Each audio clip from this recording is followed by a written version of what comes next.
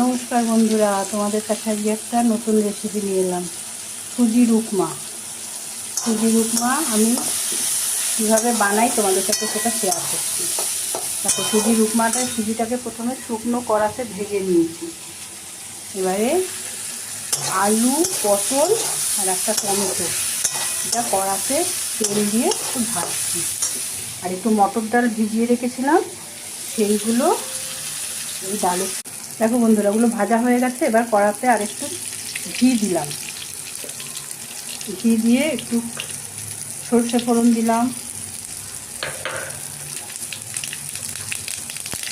এবারে কারি পাতা দিলাম।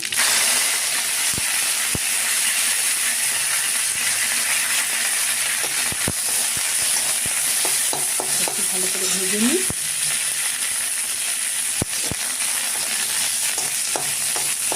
দেখো ফোড়নটা ভাজা হয়ে গেছে।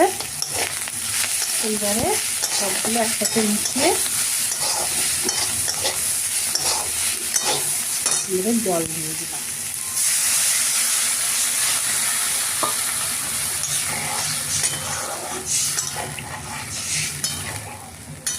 একটুখানি সেদ্ধ হবে, জলের সাথে দিয়ে দিলাম নুন আর চিনি পরিমাণ মতো। আর দেখো বন্ধুরা, অনেকটা হয়ে গেছে। এই ডালটা দিয়েছি, ডালটা দেখতে হবে সেদ্ধ হয়েছে নাকি।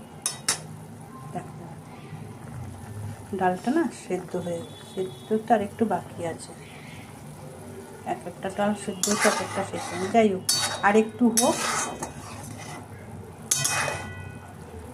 নিরামিষ দিনে উপমা খেতে খুব ভালো লাগে। উপোসের দিনে আমি খাই। দেখো এবার গলে গেছে ডালগুলো। এই যে ডালগুলো গলে গেছে। খুব বেশি গলবে না, তবু এবারে ভাজা সুজিটা দিয়ে দিই। ব্যাস, চটজলদি।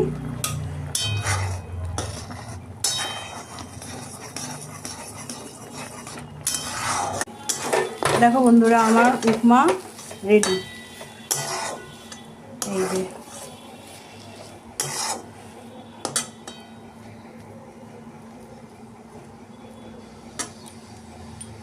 এবারে এটা ঢেলে দিলাম।